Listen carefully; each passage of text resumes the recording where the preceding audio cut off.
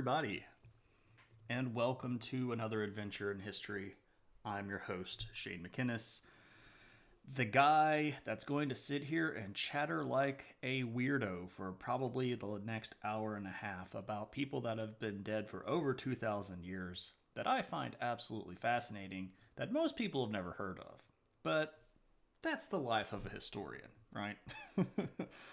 Hope you all are having a great day. It has been a pretty good one for me. Got to get those flexy arms, huh? I don't have any upper body strength. I definitely don't have the big guns. But welcome, Honk. How's it going, man? Hope you're having a good one.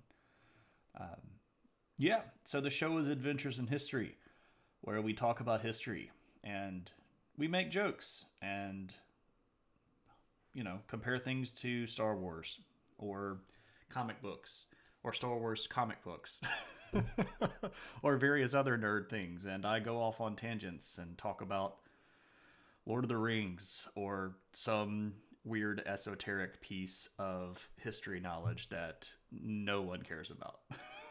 But I hope it's entertaining because we all laugh and you all at least pretend.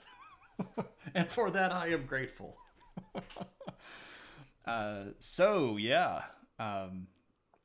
Today is Thursday, and it's Friday Eve, and I am definitely feeling the Friday Eve-ness of it today. This week has been long. I've had a lot of work at work. I've had a lot of school work to do, and in preparation for Lord of the Rings stream Saturday, viewer request stream on Tuesday, and then stream today. It's just been a busy week. But it's been like that kind of busy where it's like you're going to be glad when it's over, but it's not a busy that's bad. Like I'm clearly tired at the end of the day, but it's not like, oh man, I hate this so bad, I hope that it ends. You know what I mean. You know what I'm talking about.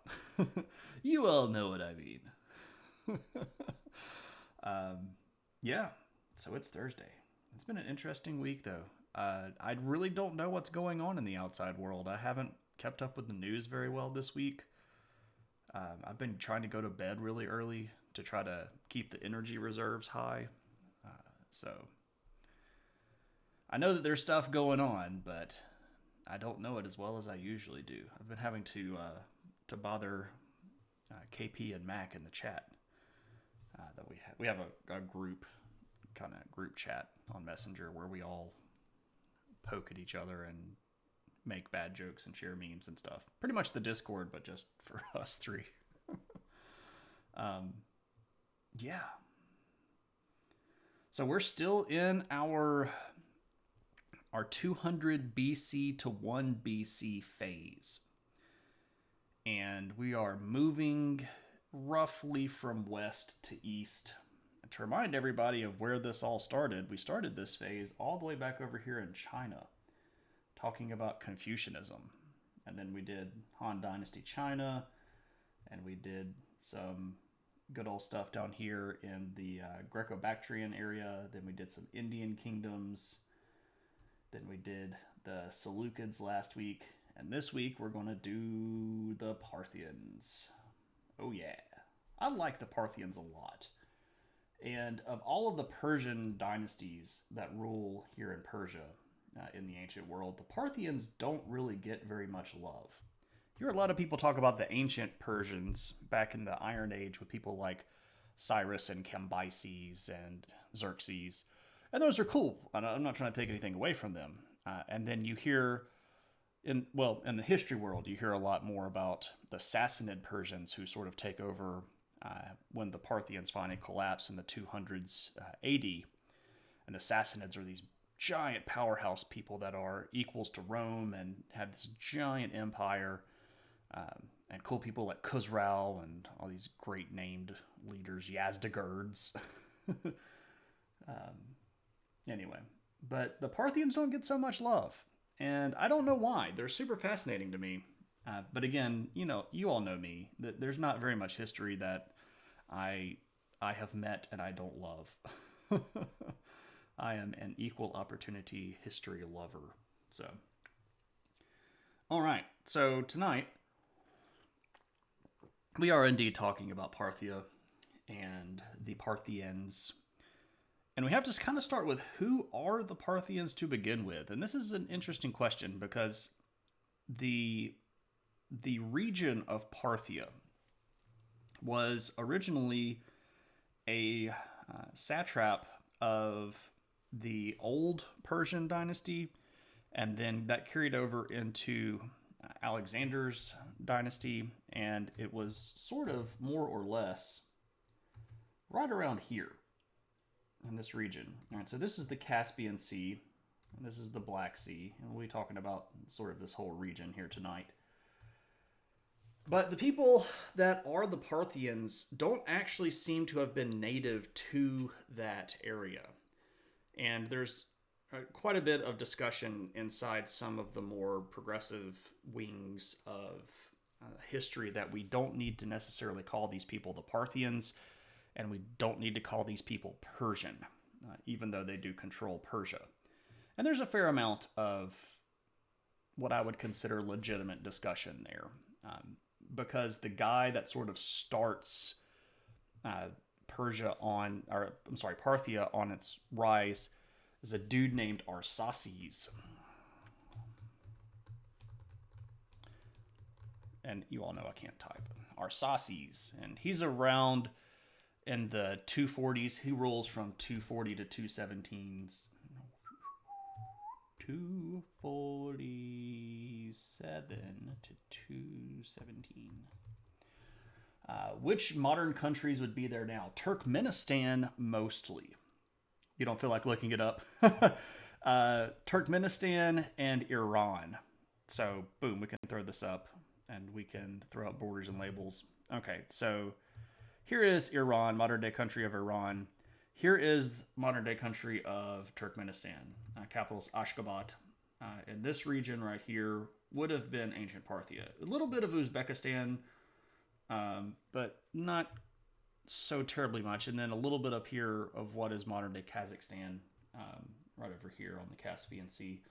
Sort of this general plain-shaped area right here. You can see that there are water sources and there are places that are fertile for crop growing.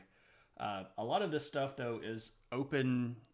It's very sort of like horse pasture kind of place, and that makes a lot of sense because the people that lived in this area are going to be horse cultures.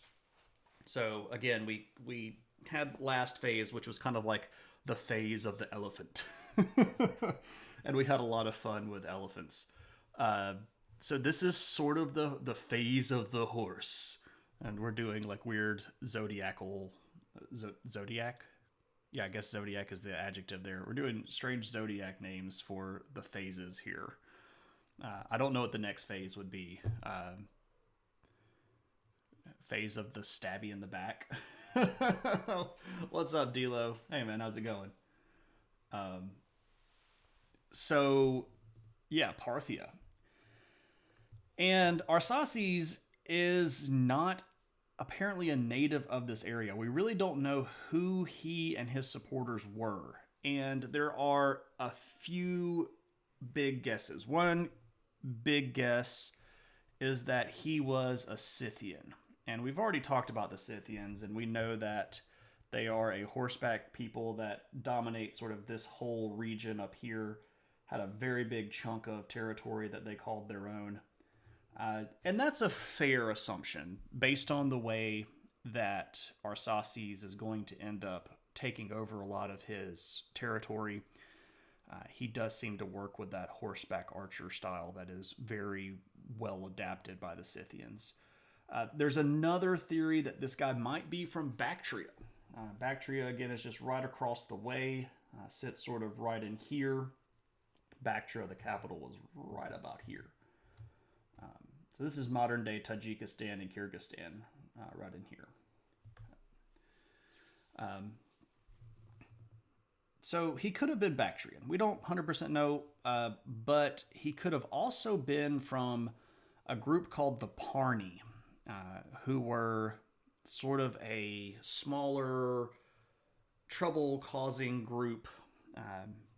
It's definitely going to be involved in his larger takeover when he finally does take over the Parni are going to be involved with that. So he could have been one of those people. But very basically, there is a moment where the Parthia province, who was being ruled by a satrap of the Seleucid Empire called Andragoras. So Andragoras was a satrap. He had been appointed by the Seleucids who were in control. And he decides that it's time to rebel. So he rebels, and then almost immediately, Arsaces swoops in, kills this guy, and ends up taking over Parthia. So he then, of course, becomes king of his own little kingdom. King of his own little kingdom. Wouldn't it be nice, right? And this is Arsaces. Interesting looking fellow. He's wearing here a pretty common rider's cap. And here he is holding a bow because, well, you know, bows are a big deal for these people. And to begin with, his little kingdom is not going to be so powerful when you put it in comparison to everybody else that's around him. So if we look at a map here, and you all know I love some maps. So here's the larger Seleucid Empire. And here's little old Parthia. And they're wedged between all of these people like the Scythians and the Greco-Bactrians and the Seleucids. So they've got bad guys pretty much all the way around them. Do you have the answers for the test? It's crazy. I don't type those down. I keep them all up here. The only person in the room that's actually ever taken one of my tests is Dilo. So you should be asking Dilo for the answers to the test. And what's kind of potentially, not necessarily ironic, but interesting, is that Dilo actually had a class where I taught this stuff. I taught a class called Eastern Civ, which was a history class focused on Asian history. And we talked all about the Parthians. You use C dollar? For those of you that are not familiar with weird IT lingo, if you were on a Windows computer that is on a network and you have administrative rights over another computer, you can use a command and command prompt to access somebody else's computer. And because Dilo was a higher rank than I in IT, he could get into my computer. I know you didn't do that, but that was a good joke. And even if you did do that, you never let on with it. So I guess you knew though. Yeah, there's a test. There's always a test. And the test is going to be like 2 months from now when we're sitting on the couch and I make a bad joke. And you look at me like I'm going crazy, which I probably will be. And then I go, "You don't remember that? We talked about it in stream."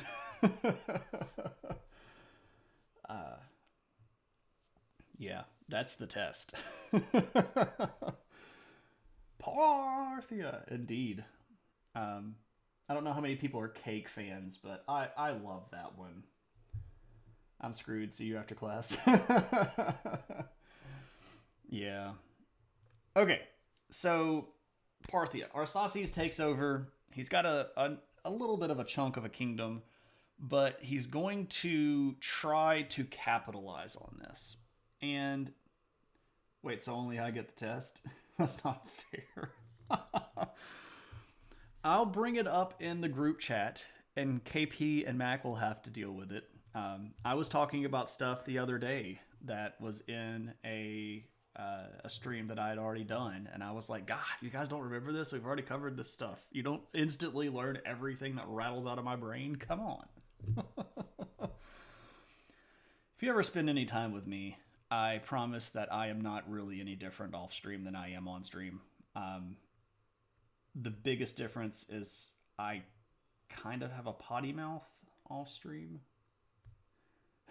You failed the test when you married him. The only way to win was not to play. Oh, man. Oh. Truth is, yes, this is pretty much me. So if you can handle this, I think we'd probably have fun. Only kinda, he's definitely the same. I appreciate all of the backing and the justification here. I'm a goofy, nerdy kind of guy. Can we have a Greco-Roman wrestling stream? We can talk about stuff like Greco-Roman wrestling, but if you're asking me if, like, I want to Greco-Roman wrestle you, probably not, with a question mark on the end of it. He is not like this. KP's like, no, he's not like this. He's way worse. Glad that I can count on you, bud. I'm glad that I have all of my friends in the room and backing me up on this stuff. I do know some Greek wrestling techniques. There's a guy that was doing some hand-to-hand combat instruction, and he was mostly doing stuff like Taekwondo, but he had been over to Greece and done some stuff called pancration. So I picked up a couple of technically Spartan wrestling techniques, but they're not really good to use in kind of good-natured wrestling. Spartan wrestling was more like, how can I make sure that when I'm done wrestling you, you can't move anymore? So it's all about like breaking bones and popping things out of socket. It's not something that you're going to see lots of in stuff like MMA. I don't know if anybody does MMA pancration style. That'd be interesting. I'd have to check that out. Anyway, he's far, far worse. I just keep seeing that, and I'm like, I probably am far, far worse. Oh, man. Okay, I'm just going to have to share this. So, and this has nothing to do with our topic for tonight, but earlier in the day when I was trying to scarf down a turkey sandwich at lunch, I got into this ridiculously detailed discussion about the value of wise people versus common people in Lord of the Rings, and how that applied to a hypothetical expansion of Hobbitdom to covering all of Middle Earth, and whether or not they would still have the same virtues as they did in the Shire. And it got really nerdy. It was so bad. And to his credit, Mac was hanging in there. We had a good discussion, and KP was just like, you guys are so freaking nerdy. And then I was like, we are really freaking nerdy, aren't we? Yes, we were.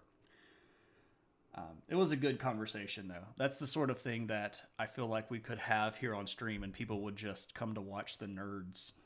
That gets a little bit like museum culture.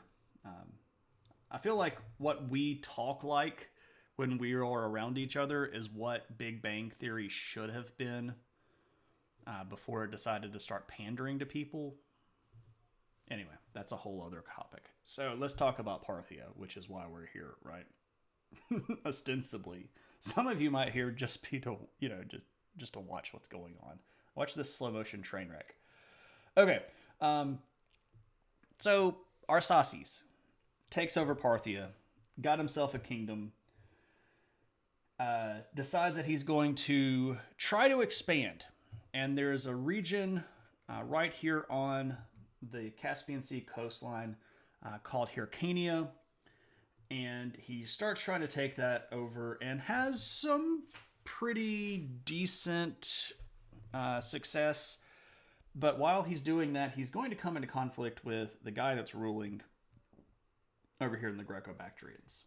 And that guy's name is Diodotus.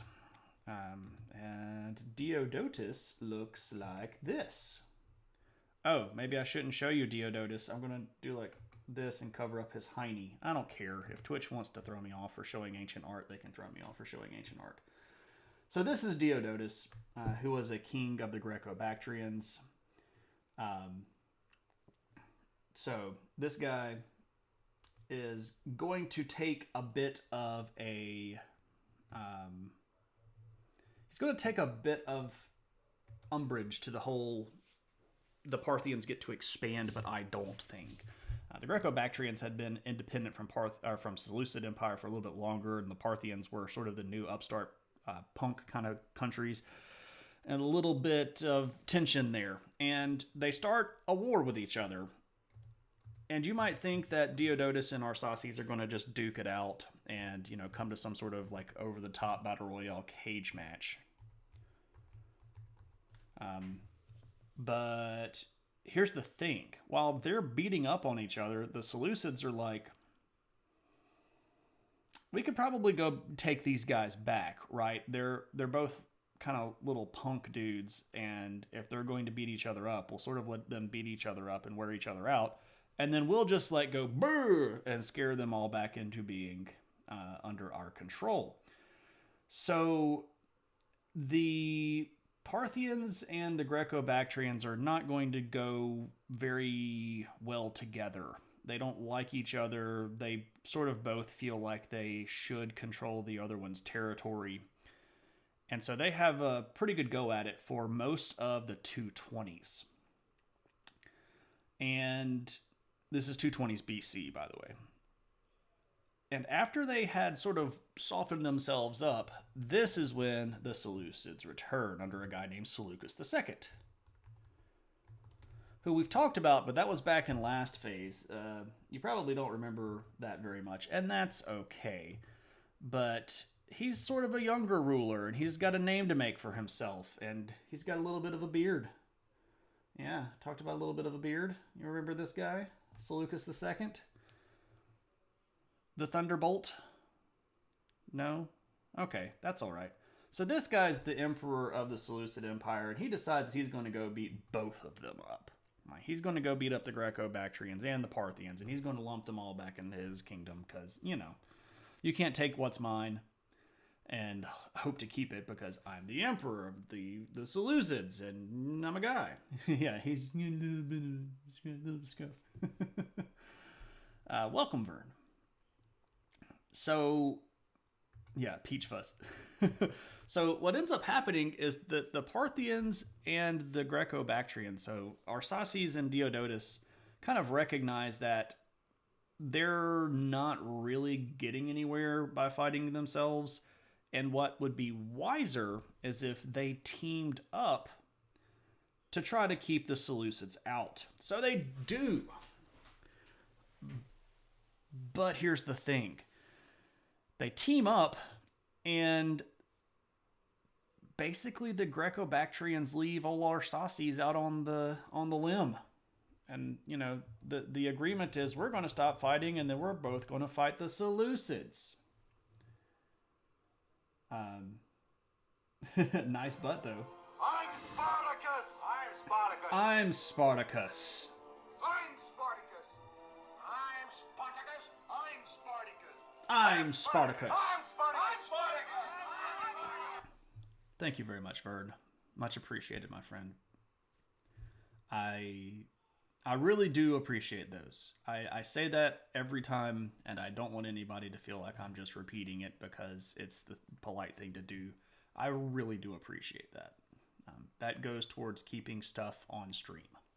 So, much appreciated, my friend. And to all my subscribers, and to all my followers, and to all you that are just here, right? You just being here and chatting and having a good time. That's good stuff.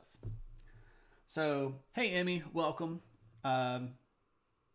Diodotus, yeah. So that was actually Hercules, the guy on the coin with the booty. Yeah. Also, hey, Magnificent, welcome. Seleucid, the slightly hairy. Indeed. Wait until we actually have a Spartacus stream. Yeah. So I mean, what usually happens, and I can roll back.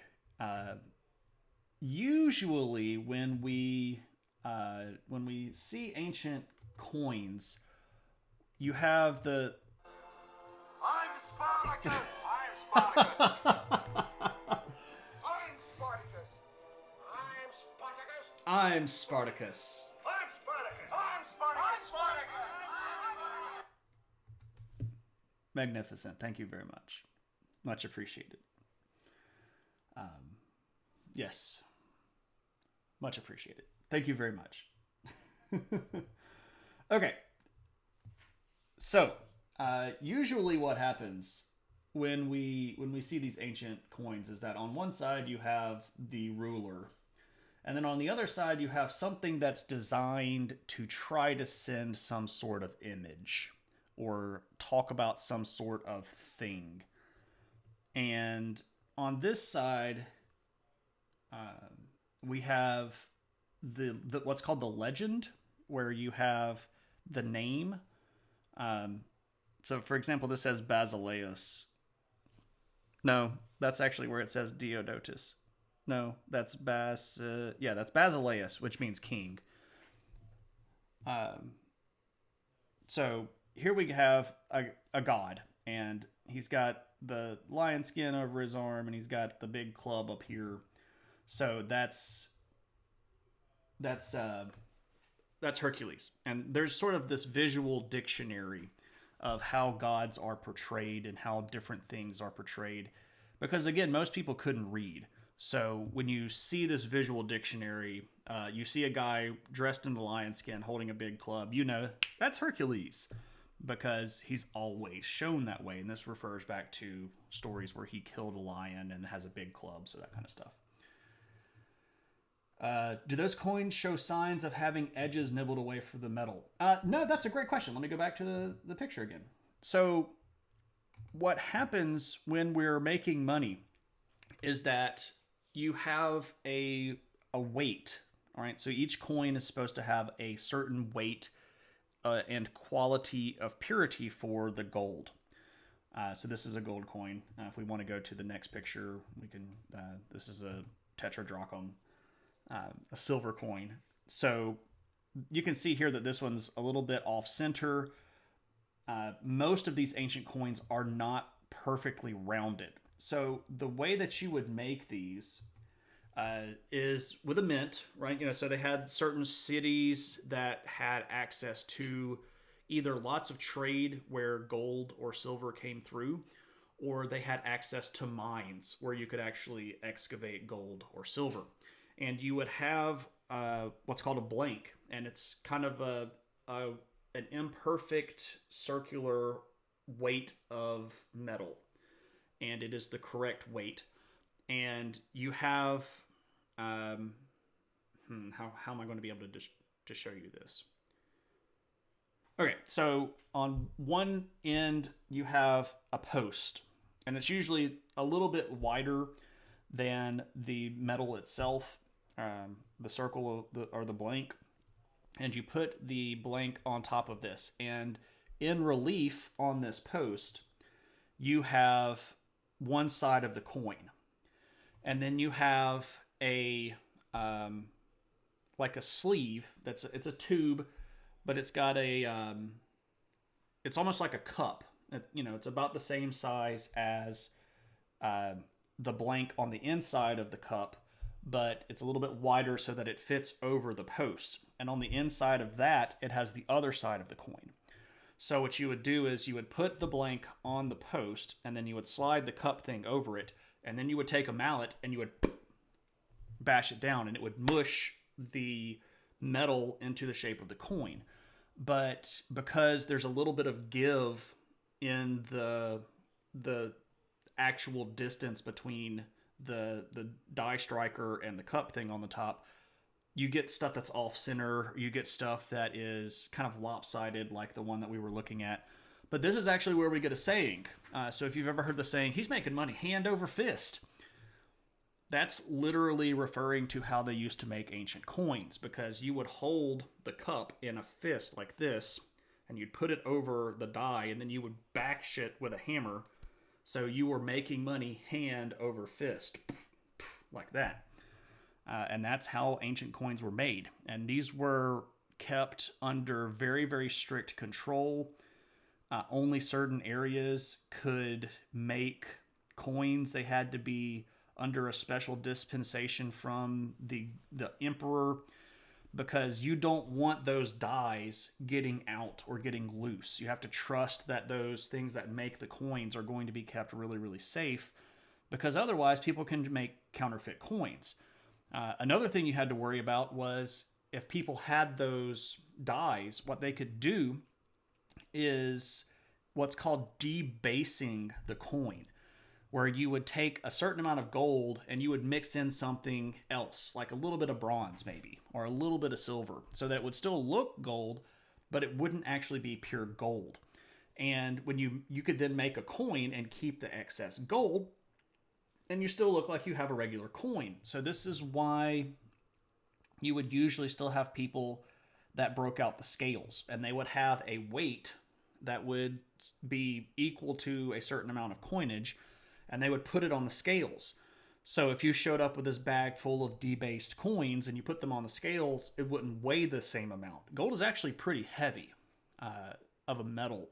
So if you debase the gold even a little bit, it can have a pretty big change in the weight. So if you went to buy something and had a whole bunch of gold coins and they weighed your coins out and they found out that you were skimming from them, oh, they're going to break your legs, you know. So he had a statement about his nice butt. Diodotus was trying to compare himself to the great warrior Hercules. It's all Greek to me. Right. Was the other word Antiochov. It was son of Antiochus. Seleucus II, son of Antiochus. People used to steal the edges, so design changed to include some kind of ring. Yeah, that's later. That's also part of the little circle thing around it. That has a lot more. That's a little bit of a later invention, because they didn't really have the capacity to uniformly make those. But that is definitely a way to keep people from stealing stuff, because if the edges are filed off, right. Today I learned. Like using a cookie stamp, but less delicious. Well, you could bite the gold. If you've ever seen somebody get a coin and then bite it to see if it's legit, that's because gold is actually pretty soft as a metal.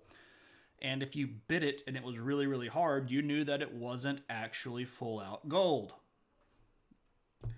Archimedes.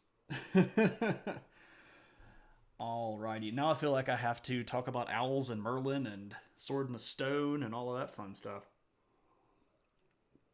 By the way, I love numismatics. Numismatics is the study of coins. That's one of those weird niche areas of history that most people don't go in for. But I'm kind of a fan of it. I've got some really old coins that... Ooh! I get to show those pretty soon. In a couple of weeks on stream, I'll get to show you some really old coins that actually line up with the specific era that we're talking about. That's going to be awesome. Keeping that one in my pocket. Which leads us to a Watchmen discussion, since the hover ship is called the Archimedes. Ironically, I once told a young woman that and kind of crushed her earring. Ooh! That's unfortunate. Because she didn't believe you. Well, she learned an important lesson, and that is, Vern is not full of crap. Oh man, I have to share an old saying. My father grew up with a bunch of people in his family that were very rural farmers. I'm not saying that as disparagement. I love my family. They are who they are, though. And he has all of these really old colloquial sayings. And one of them is, boy, I don't lie.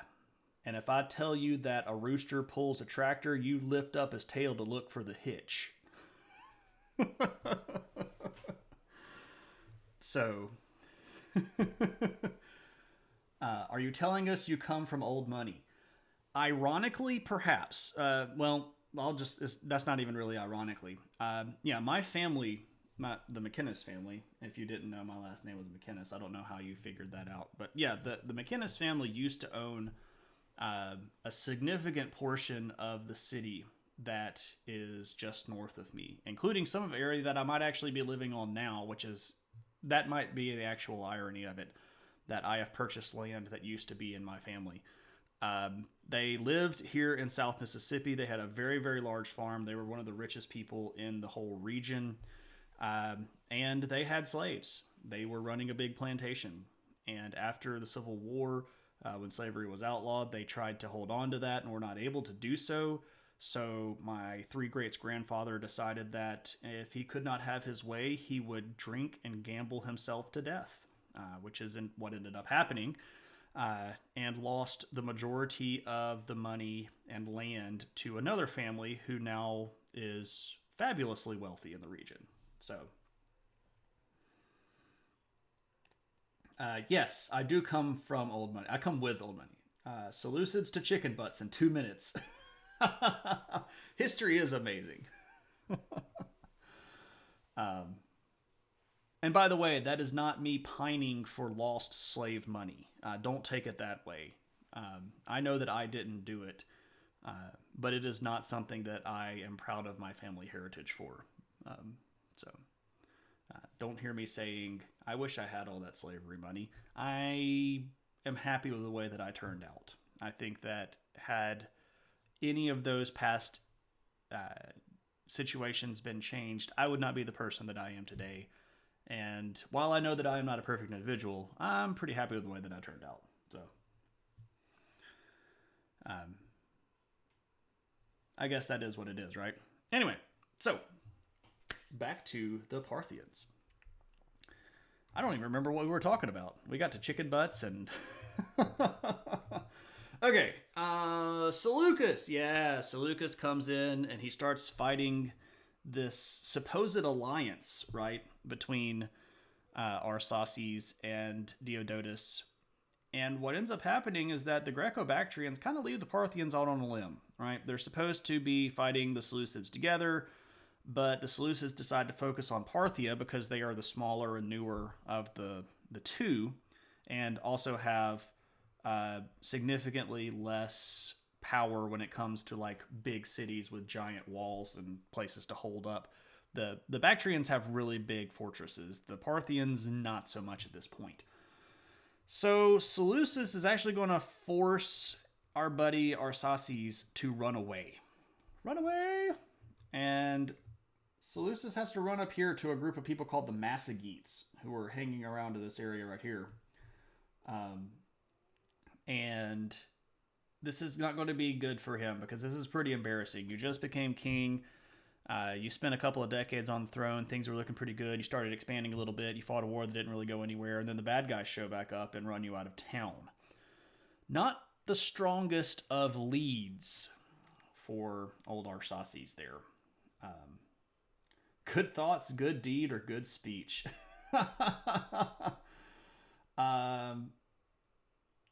Based on my ability to do those things, I can do good things. I have a harder time. Oh.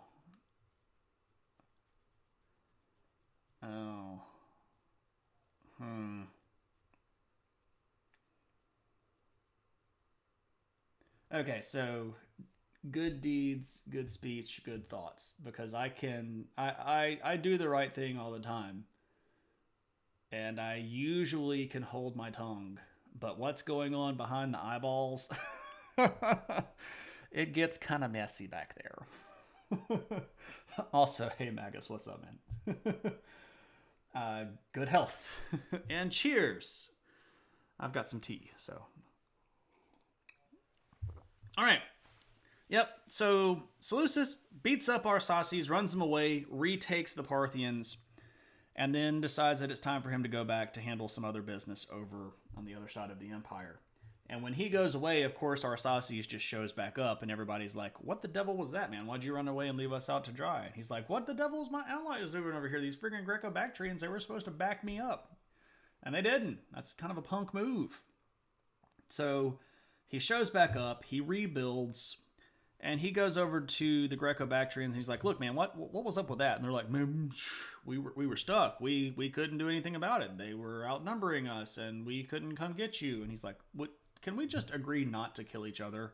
Will you just recognize that we are here, and we're going to control this land, and just leave us alone? And the Greco-Bactrians were like, fine. I guess we kind of owe you that one, right? So, at that point, Arsaces, and this is the very end of his rule, decides we need cities, and we need big cities that have big walls because we need something to fall back to if these guys come back again. So he's going to start building some really big cities, including some that are very, very, very important to the overall Parthian world. One city called Asak, which turns into the sort of royal city where all of the Parthians are buried. It's in Turkmenistan today. The remains of it are in Turkmenistan. A big city called Dara, which becomes a fortress, and a big city called Nissa, which for a little while is the capital, but is actually a mint, a place where they make coins. So, think of something good. Do it, then talk about it. Actually, this is a bit more northern than I thought.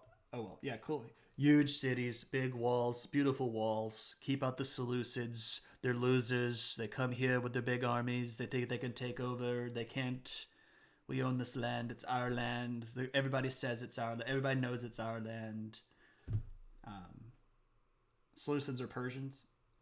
Well, the Seleucids were Greek, but they controlled Persia at that point.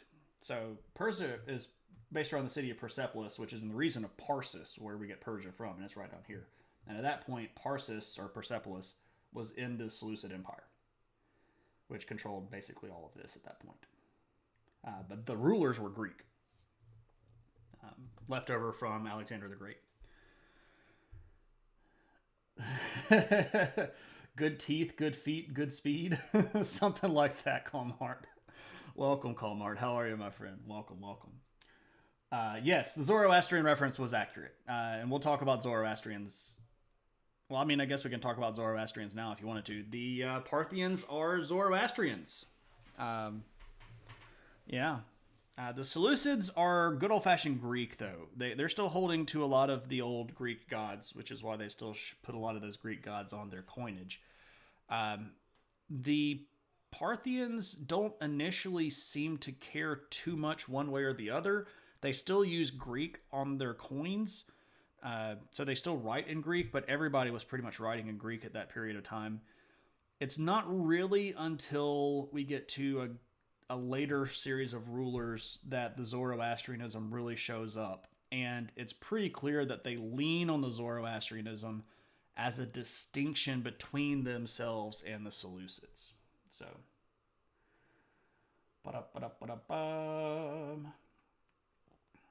raise his hand. Yes.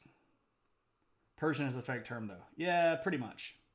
We talked about that up at the top of the show, how Persian is sort of a weird thing because very few of the people that rule Persia are actually Persian. You'd like Alexander the Great for 400, please. This woman had Alexander the Great's baby and was then murdered by one of his friends. Anybody remember that one? I will give you a hint. It has a relation to the phrase red light. Oh, maybe I should do that as an actual point redemption.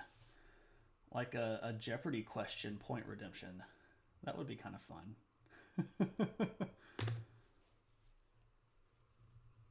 Anybody? Alexander the Great, his wife, who had his baby, who then got murdered by one of his buddies. Who was the Prince of Persia? Persia. Her name was Roxanne, which is the red light reference. Roxanne. Arianum, yeah. Close. They're all those Indo-Europeans and Indo-Iranians over there. So, what's up with Arsaces? He builds these big cities. This is a good thing for Parthia because you need some defensive positions, you need some places for your people to fall back to, and also he was building the basis of a new government structure, right? You got to have infrastructure to keep hold of the territory, and you got to have places that are in your control. And what better way to make sure that you control the city than to build it from scratch, right? Ah! What's up, Vern? Yeah, I was going to say, like, you okay there, bud? Fun fact, some of the oldest hormone replacement therapy is Parthian. I was unaware of that. That was a good moment to come in on. What, me screaming? Hey, Cave, what's up, man? So, Arsaces has a long rule, has an eventful rule, perfectly executed pterodactyl impression. Trans women would cook and then drink urine from pregnant mares for the estrogen. I have heard of that, but I did not know that that was specifically Parthian. I thought that was Scythian, but that actually makes some sense because we talked about that the Scythians kind of had this relationship with the early Parthians, and Arsaces might have actually had some Scythian heritage himself. So, interessante. This is why I like having lots of the people in the room. We get all these sorts of cool ideas and things flowing around, and Vern yelling randomly. Are you okay, Vern? You're. I mean, I guess you're okay enough to type AHHH. So, all right. So Arsaces sets himself up a dynasty. He passes the throne to his son, also named Arsaces. And you know, that's a good sign. When you're stable enough as a country to pass the throne to your son and he doesn't immediately get killed, that's a good thing. So Arsaces II, and we're going to kind of skip over a few of the emperors because the next three kings of Paaarthiaa are somewhat uneventful. The biggest thing that happens during this period of time is the return of this guy, and we've shown him a few times now, so not that's Seleucus II. This guy. That guy. Yeah. Might be Scythian. I think I'm distracted by the Greeks calling everyone Scythians. Yeah, to the Greeks, anybody past basically the Tigris River that rides a horse is a Scythian. Any reason to drink pee is a good reason. Okay. Vern could have died like the ending of Monty Python and the Holy Grail. The castle of... Ah! Perhaps he was dictating. Spell Orsasians? Our Suasians? I don't know what I'm supposed to be trying to spell. Hunk. Can you give me a little bit more of a reference? Scythian with a strange hat. Scythian on the boat. Scythian in the weird clothes. This is actually a fairly accurate representation of Strabo's geography. Oh, no, I'm sorry. Herodotus's geography, not Strabo. Everybody's a Scythian. So this guy, this handsome devil that we're looking at right here, if you'll remember, is Antiochus III. Antiochus III was the most powerful of all of the Seleucid rulers.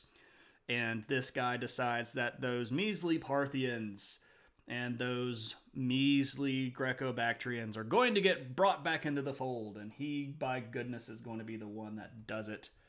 Here's the thing, though. He gets up to the Parthian region, old Antiochus III, and he finds out that, well, guess what? These guys are a little bit better prepared this time around. So Antiochus III shows up. He invades in 209 BC. And he, as we've discussed previously, but if you weren't here earlier, you might not know this. Antiochus III is kind of a methodical dude. He doesn't really like the big, rush invasion. He prefers the slow, methodical, plotting invasion where he takes, one city and then sits on it for a while. And then he takes one more city and sits on it for a while. So he starts trying to put the slow squeeze on the old Parthians, and it becomes pretty clear to Arsaces II that he's not going to be able to beat Antiochus III. Antiochus was in a real big position of power here, had a humongous army, was not distracted by anything else going on, and the Parthians were still sort of small. So the issue that Arsaces has to figure out is, do I try to fight this guy straight up in a battle and risk losing it all, or do I bend the knee? And guess what Arsaces does? He bends the knee. Of course he does. He's not going to get killed. He's not going to go out in some giant blaze of glory. He knows that the Seleucids might next week end up losing everything again, because that's kind of what the Seleucids do. They have these great sprints where they're building everything and everything's great, and then tomorrow it's all horrible. So he becomes a vassal of Antiochus III. And for the next couple of decades, Parthia is not really independent. They have to pay tribute, they have to send soldiers, they have to do whatever the Seleucids tell them to do. And this is not so fun. But Antiochus III dies. That's what happens when you get old. And when that happens, the Parthians are going to try real slow to figure out what to do. All right, so first off, they start trying to expand again. And they're doing this real slow. And they're kind of creeping. So when Arsaces II bent the knee, he got Parthia, and he also got Hyrcania, this region again, sort of right here along the southern and eastern coastline of the Caspian Sea. There's a region right here, though, called Armadi. And Amardi is kind of ripe for the taking, and he thinks, maybe we should take it. And so they do. And they go, okay, we're going to take a little bit of land, and then we're going to see. And nothing happens. And they're like, hey, what's going on with the Seleucids? Well, it turns out that the Seleucids had been beaten by Rome, and they were under this treaty called the Treaty of Apamea, which had effectively bankrupted the Seleucid Empire. So they had other things going on, and the Parthians are like, maybe we could take a little bit more. And so they start expanding down into this region, which is what we call Media. And they're able to hold on to Media. So they're like, and the Seleucids don't do anything. And so we get to a guy named Mithridates. This is Mithridates the First. He rules 171 to 132. That's a long time to rule. And let me tell you, this dude came to play. Right, Scythian, not Parthian. Darn, double checked. That's okay, man. It's okay. Don't get greedy, guys. Yeah, really. I can has all the Parthia. You can has all the Parthia if you are of the Arsacid dynasty. I know the Kyle Wright gets the reference for tonight's song title. I know that the Kyle Wright does. He and I share musical tastes. I don't know how many people are fans of the band Cake, but if you are, you know what this is. And I hope that Kyle is now singing it in his head. Also, hey Kyle. Okay, so Mithridates. Let me show you Mithridates. Dum, dum, dum. Nope, that's Antiochus III. Get your act together, McInnes. This guy is Mithridates. I always have cake in my head. That's fair. That's a fair statement. In one form or another. I actually have some cake that I'm probably going to eat after stream. All right, so this guy is Mithridates the First. Strong looking dude. If you'll notice here, he's getting away from the old Greek looking style of stuff. If we go back and look at some of the older coins that we've shown here, most of these guys are kind of following the old clean shaven Greek looking guy. Yeah, like, look, no, we're a good old Greek looking dude. This is a Greek-looking dude. This is a Greek-looking dude. He's got a little bit of the sideburn and scruff thing, but he's not like, boom, not like that guy. And there's a reason for that, because Mithridates is kind of done with the whole let's all be Greek things. And Mithridates wants to be Parthian. So like, let's bring the Parthian. We're going to bring the Parthian and bring the funk. You only like actual cake, full bearded. Yep. I choose not to have cake. I love cake. Anyway, Mithridates is going to be a powerhouse. And he decides that everything that is not his should be his. And then he decides to go take it. So the first thing that he decides is these Greco-Bactrians, those guys that kind of sold us out, we're not going to like you anymore. We're gonna come over here and wreck your world.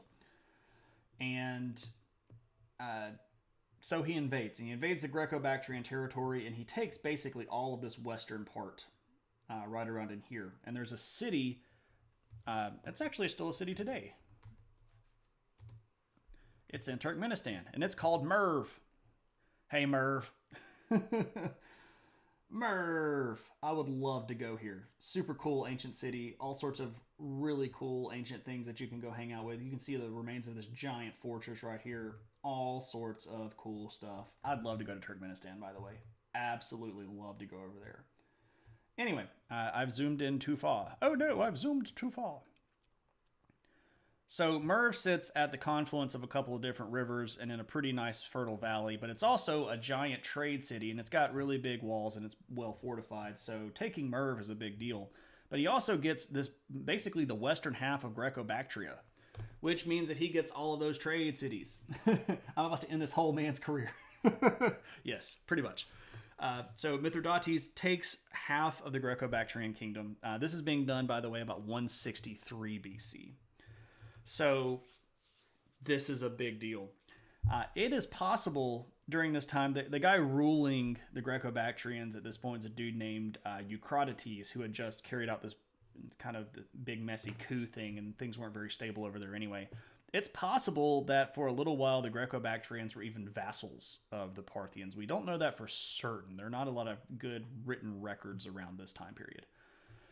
But with that in his pocket, with this newfound sort of power base here in Central Asia, and a little bit of land here in the Caspian Sea coastal range, it's time to make some big strides. Let's go get some big cities.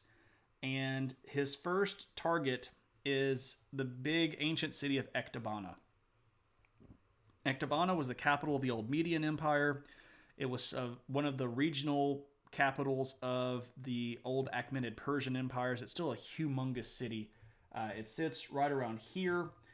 Ecbatana was a really big city. It's right sort of by their area. It's in the way, and Mithridates has kind of a secret goal. And his secret goal is, I want to get over here to the Mediterranean. It would be cool if we could just control all of this. Could we just control all of this? That would be super.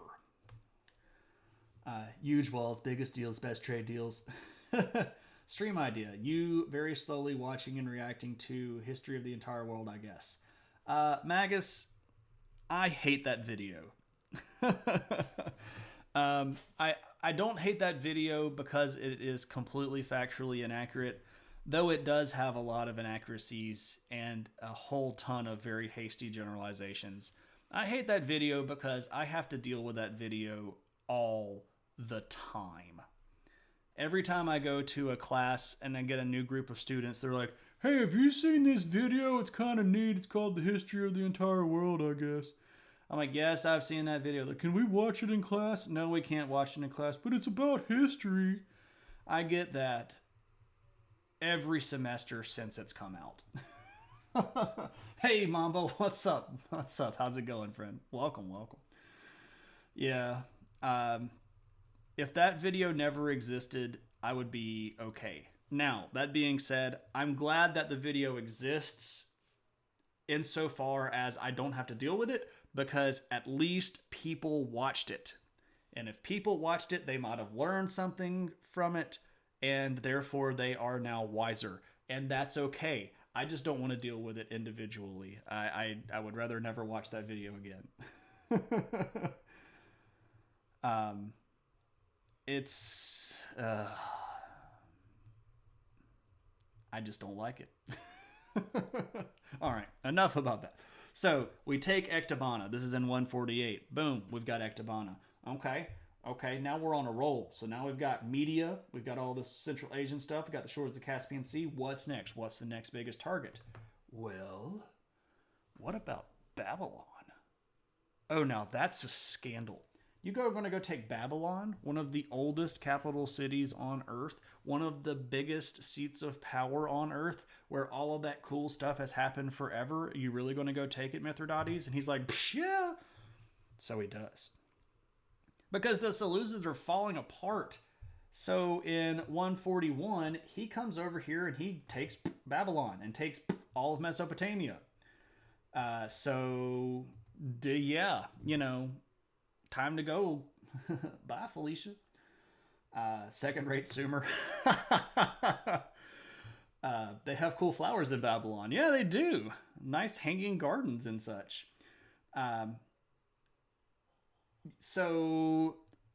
Okay. Now we've got Central Asia. We've got the Iranian highlands. We've got Mesopotamia. What about you, Parsis? Looking at you, Parsis.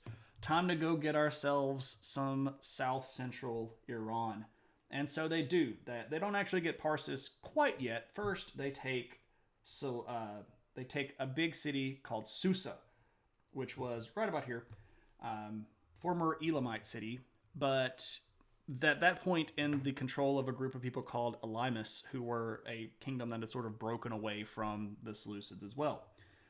Hanging Gardens are in Nineveh, a translation error that suggests they are in Babylon. Ooh. Just do us a favor and tone down the language? Ah, yeah. Okay. You're talking to me? Like, I haven't said a curse word on stream in a long time. Sometimes I do. They slip out. So here's the thing. At that point, Mithridates is kicking tail and taking names. And he's got all of this territory here. He's got all of this nice territory here. He's got Mesopotamia here.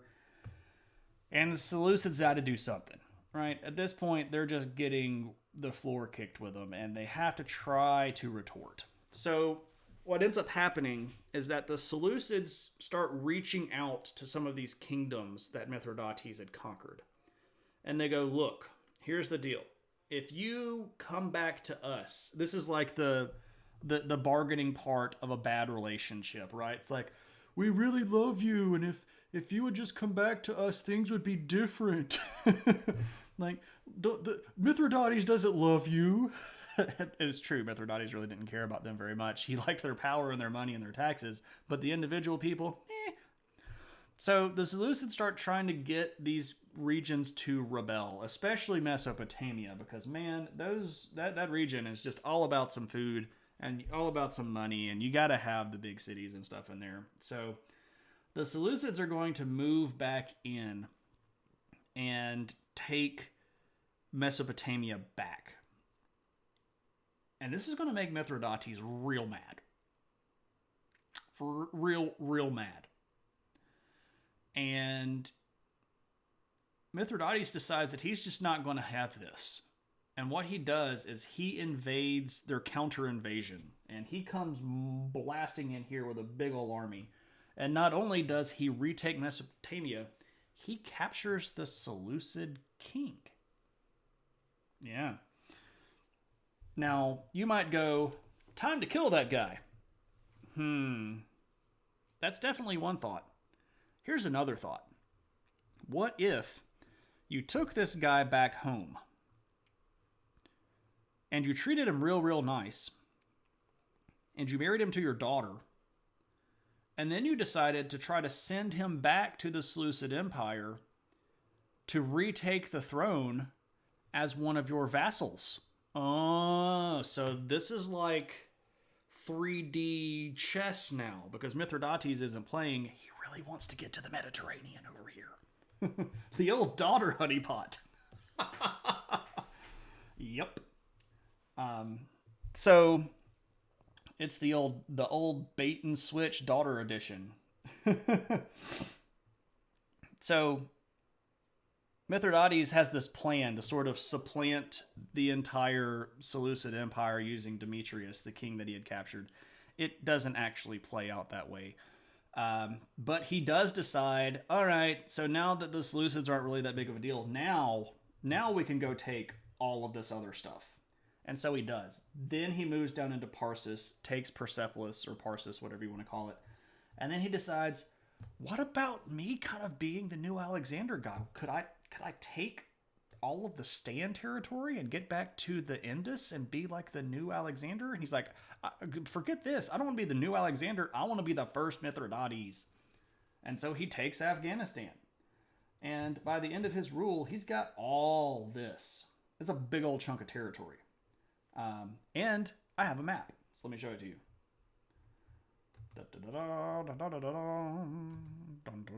Boop. So he controls all of this now. Boom. That's a big old empire. Now, it says down here that this is disputed, and we could probably argue about whether or not he has Gedrosia. We know that he marched through there. Whether or not he conquered that, or maybe he just brought them into sort of a vassal state, we don't know. But we do know that he dealt with the Saka people, which were down in here, which were actually Scythians, go figure. And he says that he retook Sakistan, which is sort of this region right in here. So, do you have Gedrosia? Question mark. Anyway, this is a big territory. And as you can see, it sits on all those nice big trade routes. Everything coming out of Asia and India is now going to have to go through his territory.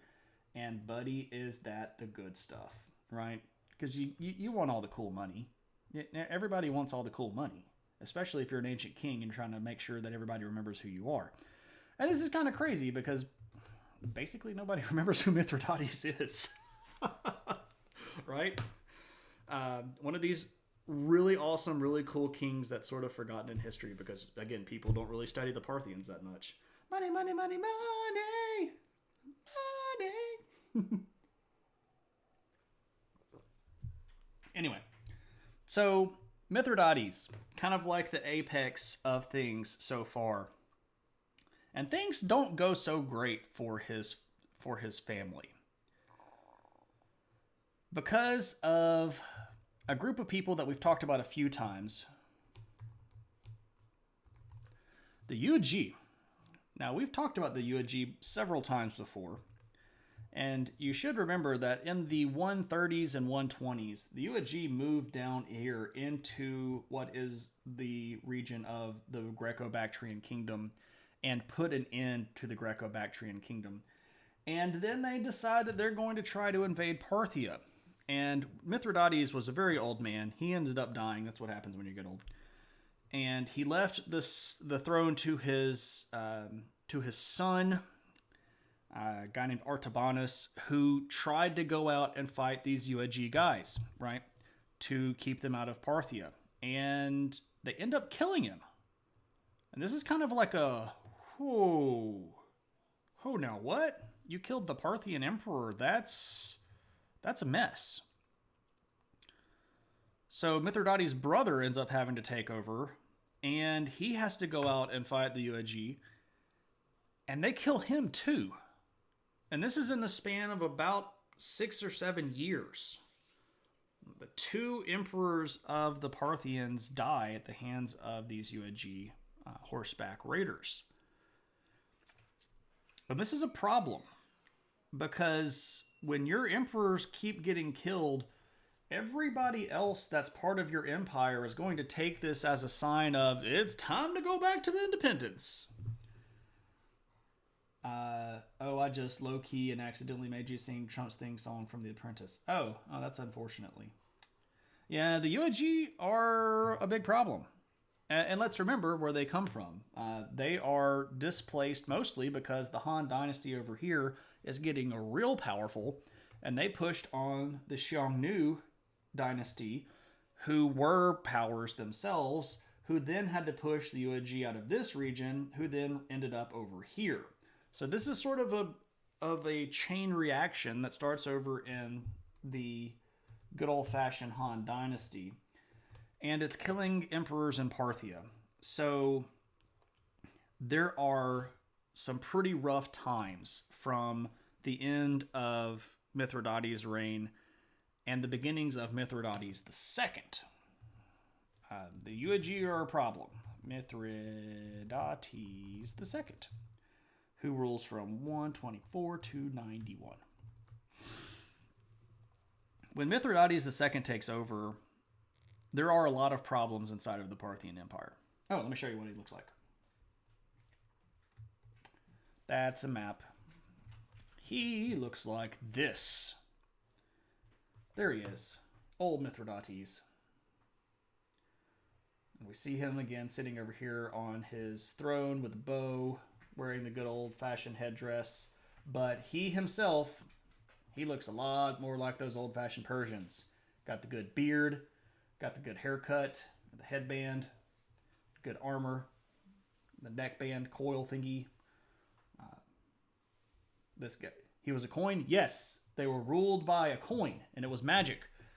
And the high priest would go into the temple every day and ask a series of questions, and then flip the magic coin, and based on whether it came up heads or tails, the country would then be led towards particular paths of action.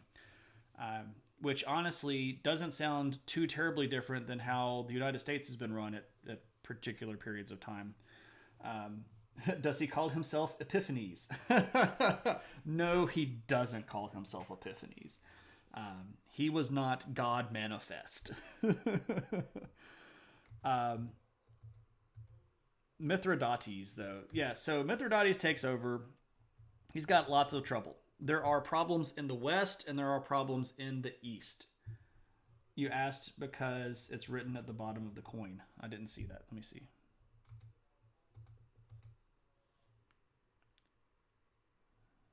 Epiphanoios.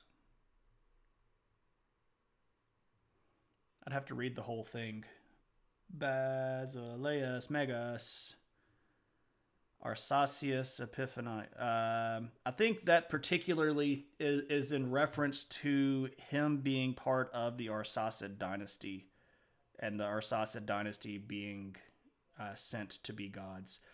He does use the title God King, and that might be how it translated into the Greek, but I don't know if that would have been full out Epiphanies. Well, I'll look into that, but yeah, it does say it. It's got, well, I'll show you. Back to the images. He does call himself the God King. So maybe he does kind of call himself Epiphanes, but I don't think he used it that way. So this is Basileus right here, which is king. And then we have Megas here, which is the great. So he's calling himself Mithridates, the great king. And then we have here Arsacioi, which is him referring to his Arsacid dynasty line. And then down here we have Epiphanoi. Epiphanos. Yeah, so there we go. Gotta love Greek. It's a fun language, huh? Okay, so how are you going to handle this problem? Because there are so many.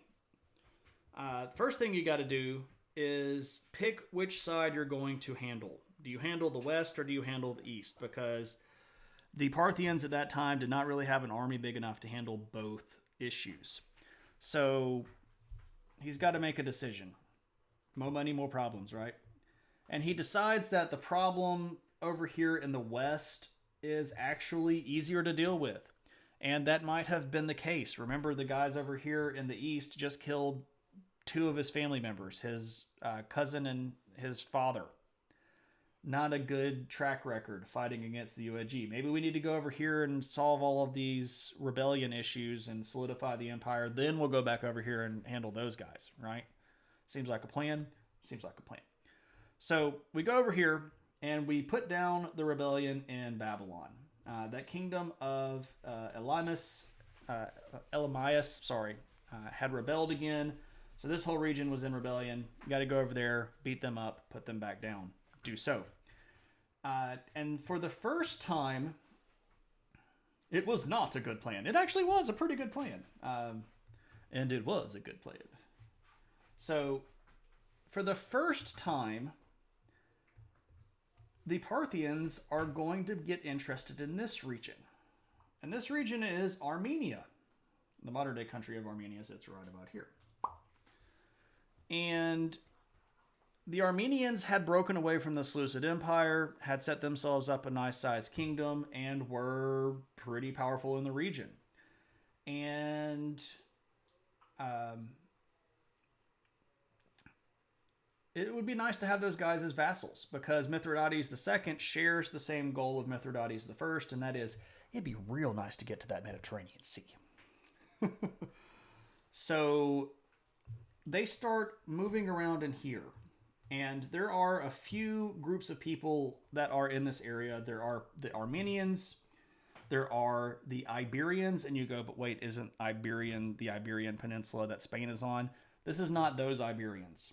And there are Albanians, and you go, but wait, isn't Albania that country in the Balkan Peninsula? Not those Albanians. So these are different Iberians and different Albanians. But all of this region right here gets brought under Parthian vassaldom, or vassalage. So at that point, they control about half of the Caspian Sea coastline. This is putting them a lot closer to that Mediterranean. God, it would be so nice to get to the Mediterranean, wouldn't it? It'd be cool. So once they put all this area back into play, they come down here to Babylon. Because there had been a growing problem with a group of people coming out of Arabia. And we really haven't talked that much about Arabian people. It's during this period of time, well, that's actually substantially, it's about 500 or so BC that you start seeing the first groups of kind of organized Arabian people groups and the beginnings of their language and stuff like that. But the Arabs had been raiding up into Mesopotamia, especially targeting Babylon, because, hey, you go wreck some of these big cities, you get a whole bunch of money, and then you run back into the desert, and they can't find you. I like how you can divide currently in use writing systems into 4 categories: descends from the Oracle bone script, descends from the hieroglyphics invented in the last 20 years or so, and Korean.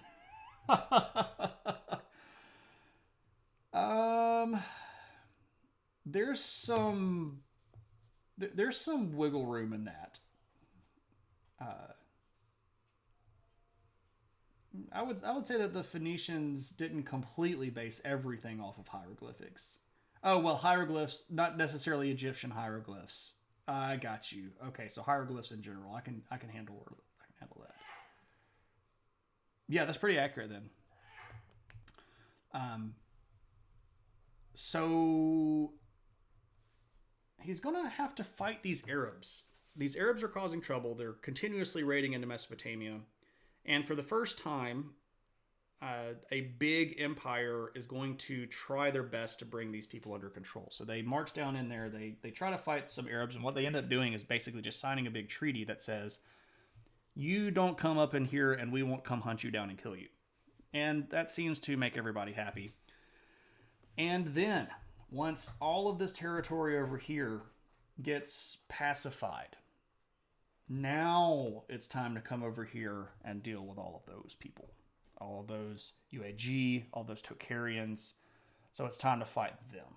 And they do. They bring the big battle here against the Tocharians and the AiH, who have set up basically camp here in Bactria. Then they're going to move down and fight the Sakas, or the Scythians again, and bring all these people back into control.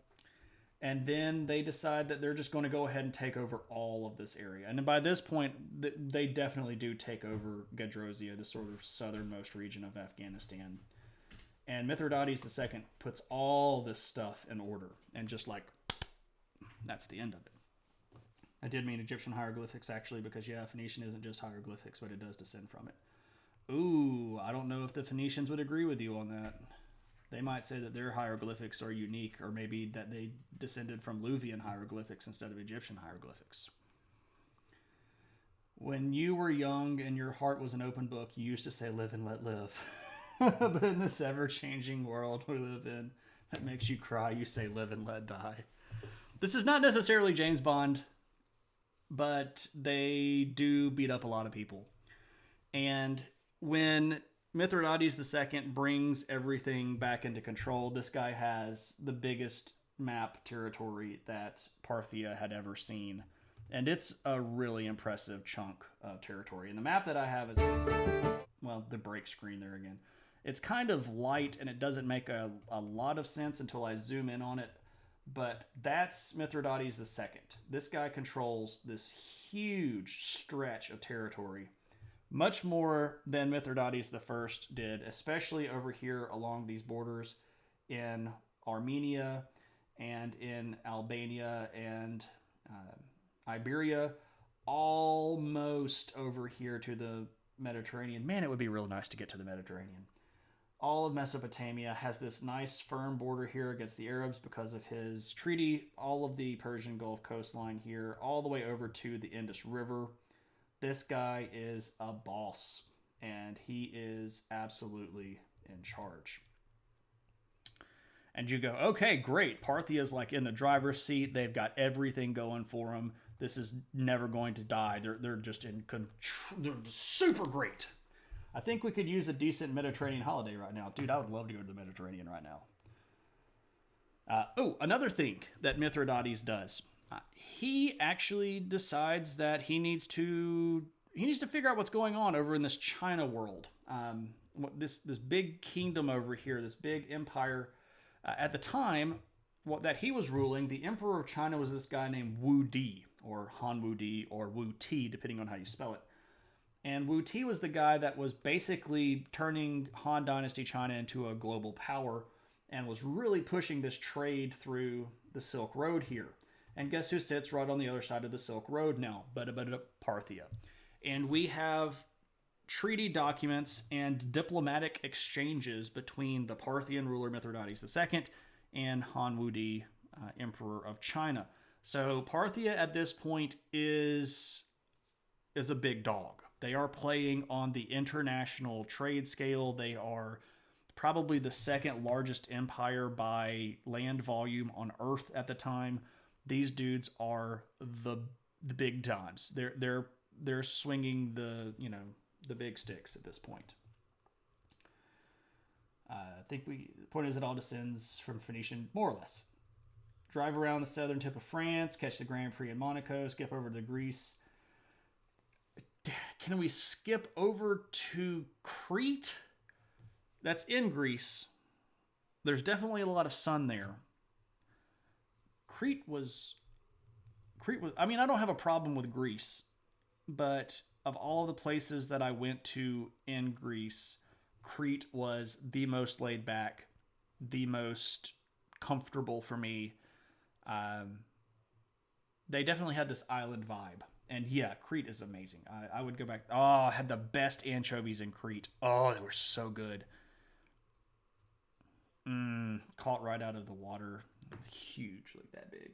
Freaking amazing. Grilled straight off. Like chop their heads off, gut them, and grill them up. Oh, so good. Very nice. Okay, that's enough about food because I'm going to get hungry. I love traveling, and I can't do it because of the COVIDs. Also, everything else going on, you know. So, when Mithridates II dies in 1291, we really don't know what happened.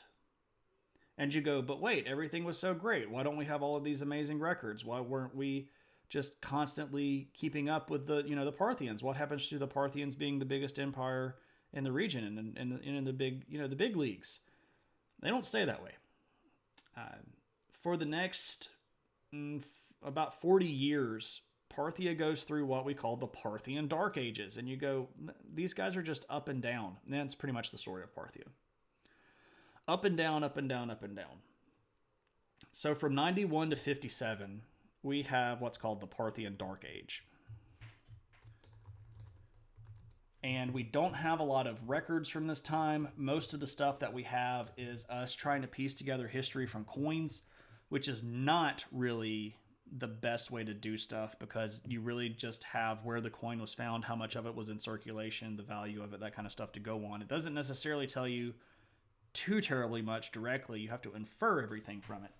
So we do know that a couple of things are going on. Number one, this region right down here at the southern part of Mesopotamia, Elamias, is rebelling again, and they are in open rebellion for about 6 or 7 years. And we know that because the king there starts issuing coins of his own. And you don't get to do that if you're a vassal. You don't get to make your own coins with your name on it with the title king if you're bending the knee to somebody else. So if you're issuing coins with your own name on it, you feel like you are, in charge. And so Elamias breaks away again. We don't know what ends up happening. It's at some point they end up getting reincorporated, but they might end up getting completely reincorporated or maybe turned into another vassal. Who really knows? King Coin is my new cryptocurrency. King Coin. Because you're a king. It might already be. Who knows? Such coinage. Much stonks. Oh, wow. The stonks. Mini shorts. Only cool coinage is calorie shells. Because that was the first one, right? Anyway, so at some point in this mess, it seems like there was a branch of the family that had moved down here into Sakistan, or the area that the Scythians controlled of Afghanistan. And there's a guy down there that claims to be a son of Mithridates the First, and you go, but wait, that dude ruled like a long time ago. Yeah, the dude's 80, and he claims that he is actually this sort of son of Mithridates the First, and he pretty clearly isn't. He doesn't use the same family name, but the Parthian ruling family, the Arsacids, they get pushed out for a little while, and this guy sort of runs everything, and he's using the Scythians to back his play. So there's a civil war going on. Armenia breaks itself back independent again. There's a big, powerful ruler there named Tigranes, and we'll talk about him in a later stream. And Tigranes is actually taking most of the land that the Parthians had in Syria as his own. And rhinestones. Also, fun fact, I only have hot take opinions on history. You've got some philosophy hot takes. So, for a period of time here, things are not going so great. And the guy that's going to try to... all right, KP, take it easy, man. The guy that tries to fix all of this is a dude named Phraates. He's Phraates the Third. He rules from 69 to 57. Phraates. Such a horrible name if you're... I don't know. Phraates just is not something I would... Anyway. What does Phraates look like? He's an interesting looking guy. He decides that he's going to do a little bit of a different take on the coins. He's going to go with the staring right at you look. Yep.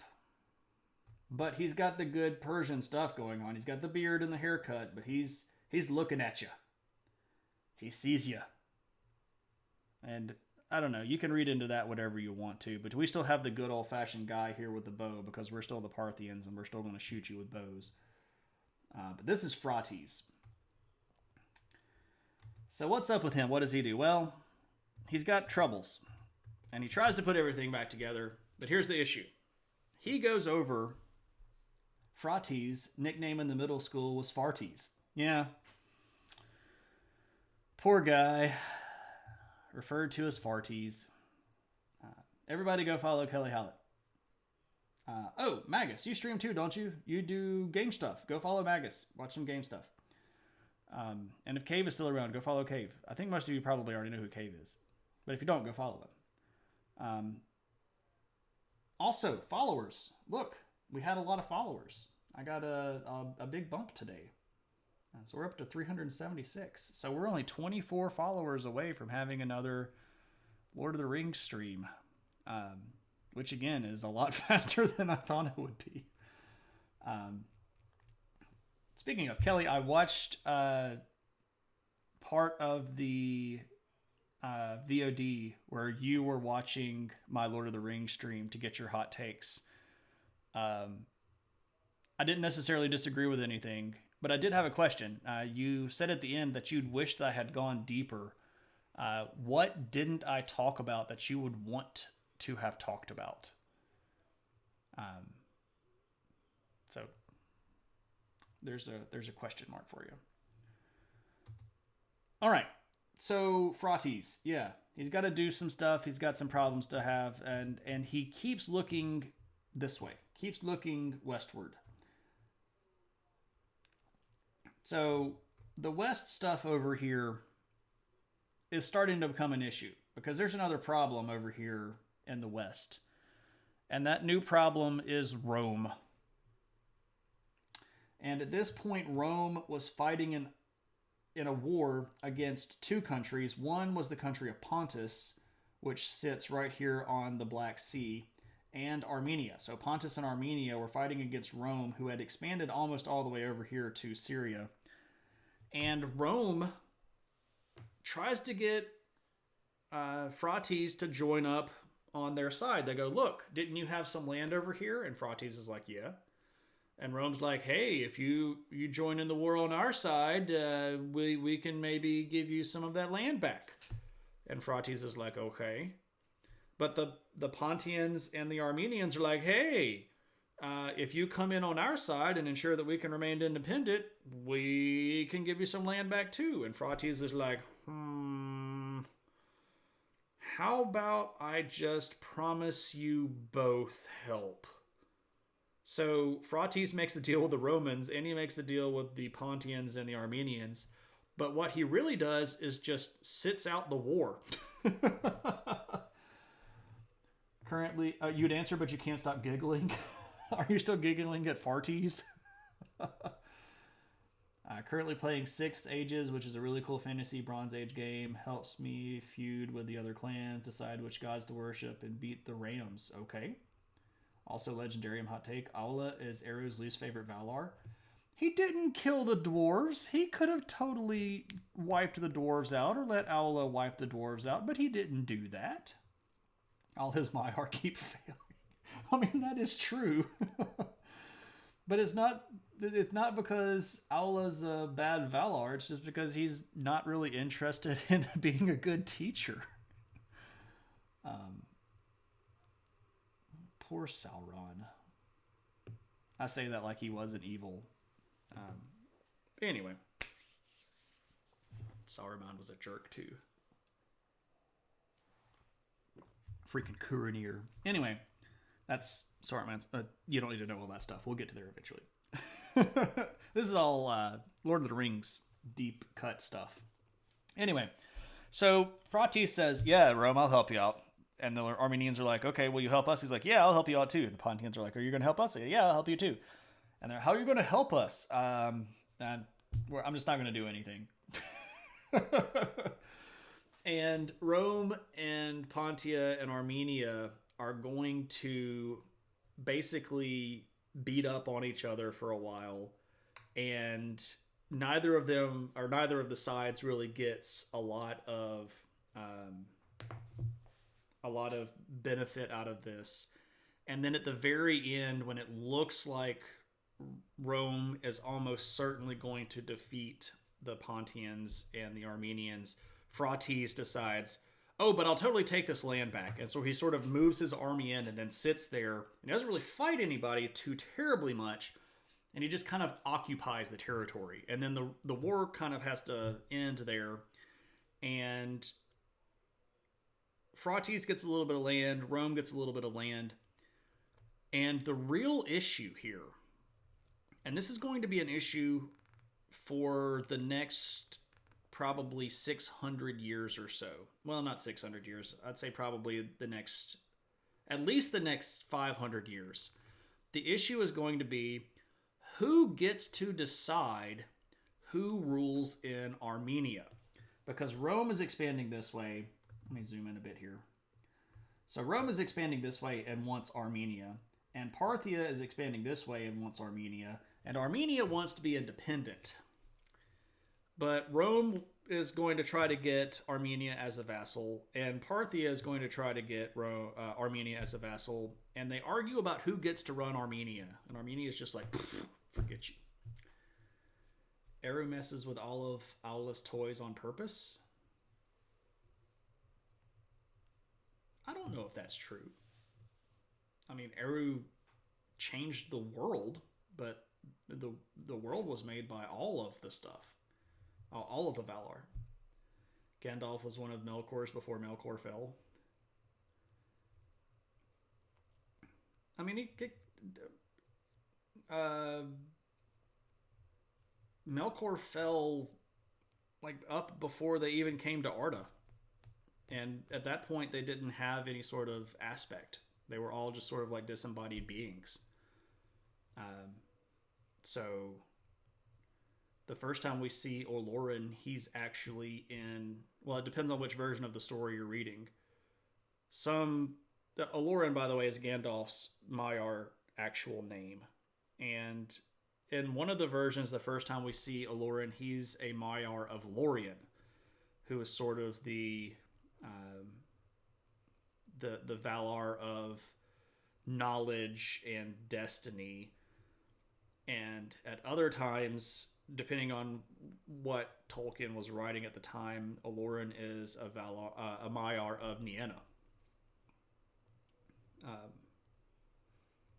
So yeah, he does have a lot of association, either with Lorien or Nienna, prior to him getting sent as a wizard. So yeah, but there we go. Anyway, that's for another topic. So, Phraates, what's going on? Well, he's ruling. Things are going okay. He looks kind of weak because he probably could have taken a lot more of this land. And he's letting Rome sort of dictate terms. They lose a lot of control in Armenia. And at this point, Phraates' son decides, yeah, it's time to kill Dad. So his two sons rebel against him, and they kill Phraates. So Phraates is dead. So he gets killed in 57. And then the younger son decides that he doesn't want to help his big brother anymore. So then the two sons who just killed their dad start a civil war. And then they have to fight against each other. And that goes on for a couple of years until one of them wins out. And the one that wins out is Orodes, who rules from 57 to 37. Now, Orodes is going to have some luck because even though this big civil war thing is kind of going on, there's not really a lot of rebellion that goes along with it. So typically if there's a civil war and you've got a lot of areas that are nominally under your control, those areas might take this opportunity to, declare their independence. And that doesn't look like it happened during the Civil War. So it was fairly brief, lasted for about 2 years. And that's good for Orodes because he was in a position where he controlled the territory, but he wasn't like untouchable. I mean, he's not like a guy named Mithridates or anything. And this is going to be a really weird moment in history because in the midst of all of this stuff going on over here in Parthia, there's a lot of other stuff going on over here in Rome too. Dealing with certain individuals by the name of things like Pompey and Crassus and Caesar. And we're not going to get into all of that tonight because we'll cover Rome at a different time. But there's this new thing in Rome called the Triumvirate, and there's a lot of politics and money going on and who gets to control what territory and who gets sent where. There's a lot of trouble inside the ruling structure of Rome. And one of these guys named Crassus, you can make jokes about him being crass if you would like. This guy named Crassus decides that he's going to kind of make himself the new big dog. And he's going to do that by invading Parthia and defeating them. And this is an interesting moment because the Parthians and the Romans are going to run into each other. Crassus is going to run into a Parthian ambassador, and there's this really great moment in history. And I love these you got punked moments so much. So this Parthian ambassador guy finds Crassus, and Crassus tells him, like, we're going to kind of take some of this territory from you. And the Parthian guy responds with a question, and the question is roughly like, would you like to talk terms? You know, does this have to come to a war? And Crassus's response is, I'll tell you my terms when I get to Seleucia, which was this big city down here in Mesopotamia, not too far from Babylon. That was one of the Seleucid capital cities in Parthia at that time. So basically, like, Crassus was he was boasting that he was going to take Mesopotamia, and then they would talk terms. Like, I'm the guy. You're going to do what I tell you to do. I'm going to take all this land. Ha, ha, ha. And the Parthian response is, like, he shows him his hand, and he goes, hair will grow here before you ever see Seleucia. Like, no. And Crassus is like, forget you. And he invades. And he doesn't wait, and he doesn't have a lot of support, and the other triumvirs in Rome are not necessarily so hot on backing Crassus up, and there's a big old battle at a place called Carrhae.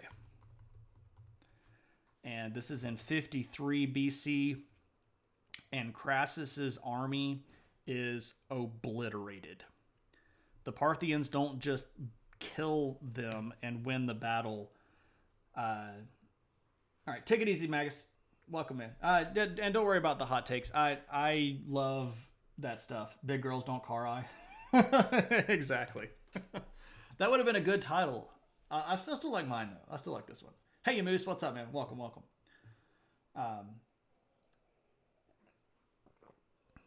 So Carrhae is a crushing defeat for Rome. This was easily the biggest defeat that Rome had ever had to that point. Crassus is captured. Talk to the hand here. It's my party and I'll Carrhae if I want to.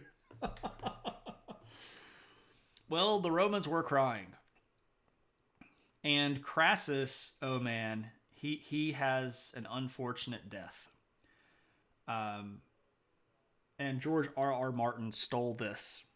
So Crassus, being a greedy son of a gun, when he gets captured, he's basically kind of arguing with the Parthians that they don't have any right to keep him, that he's a big that the Romans are going to come. Why did the Romans lose? Are their military tactics out of date at this point? No, they weren't. The issue is that the Parthians had big horseback archer corps, and the Romans did not. The Romans were still fighting mostly in cohort formation, and the Parthian strategy at Carrhae was effectively shoot thousands and thousands of arrows at them from a distance, and then run ourselves in with cavalry and wipe them out. And it worked like gangbusters. The Romans were humiliated. Crassus gets captured. He's yelling at them, and they decide to give him what he wants. He wants money, and he wants gold, and he wants all of this power, right? So they melt a whole bunch of gold down, and they dump it down his throat. And that's how Crassus dies. And you thought George Martin was weird for having them do that to the to the dude by pouring it over his head. Oh no, it gets worse. They poured it down Crassus's throat. Yeah, that's a rough way to go. Like boiling your insides out with gold. I don't know. That's bad. But the humiliation was not over yet. They chopped his head off and brought it to Orodes. That's a crass way to kill someone, right? So they brought his head to Orodes, and Orodes was actually at a theater.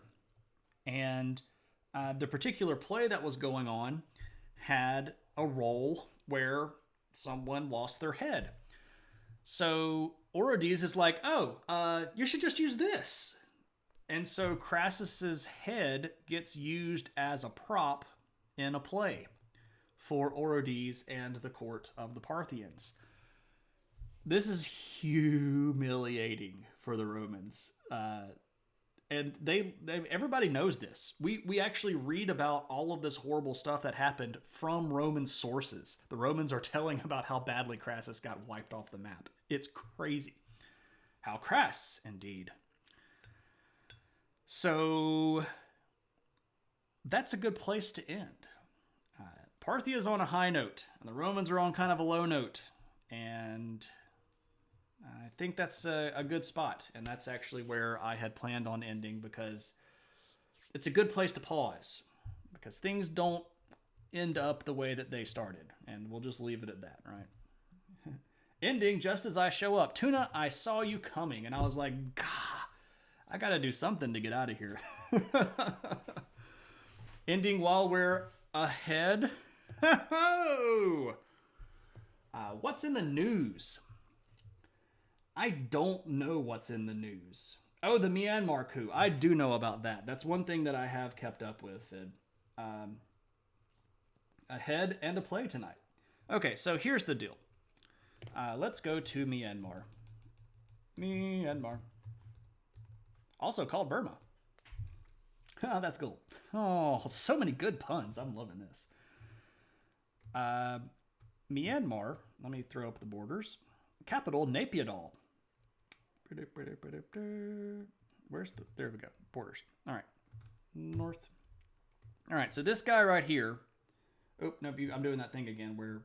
Like, when I do Google Earth and I move my cursor over here, for some reason, it does not show up the same in OBS. So I have to look over here at OBS. So this country is Myanmar. Also called Burma. So there's the capital, Naypyidaw. Anyway, so here's the deal. The country itself is not so old. It only regained its independence from European colonization back in the 70s. And it has gone through a lot of trouble since then. There are really big ethnic issues inside of Myanmar. If you remember a couple of years ago, one of the big things that was going around was a genocide against a group of people called the Rohingya. So the way that the government of Myanmar is set up, when they wrote their constitution, because the military was so powerful, the military forced in provisions in the constitution that guaranteed them 25% of the seats in the parliament. And they also have veto power, and they have veto power over any change of the constitution. So the military inside of Myanmar has a substantial amount of political and legislative power as well. Who colonized them? The French. Mostly the British. There was a little bit that was under French control for a little while, but it was mostly the British. So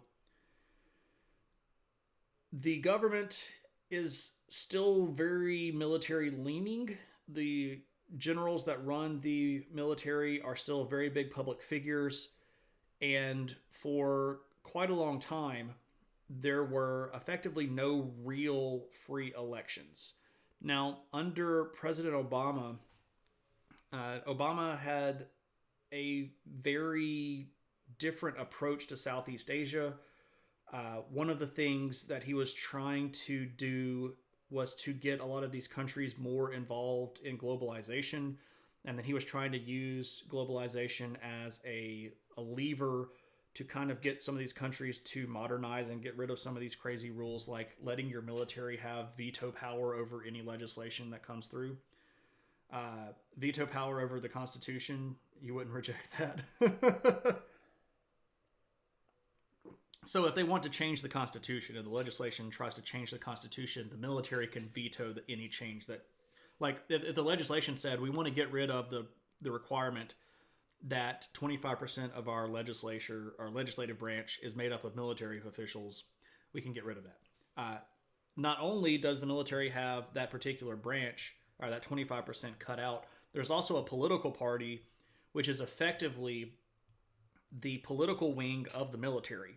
So they get 25% of the seats flat out, but then the political party that is effectively the political military gets more seats, and they usually have somewhere between 40 and 50% of the legislative branch overall recent times.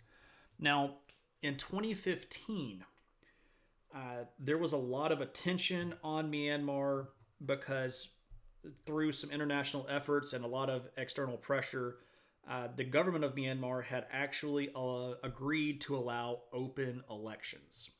And there was a particular woman who was the daughter, and she is still alive. Her name is Aung San Suu Kyi. And she's the daughter of the person who founded Myanmar back when it first became a country after colonization.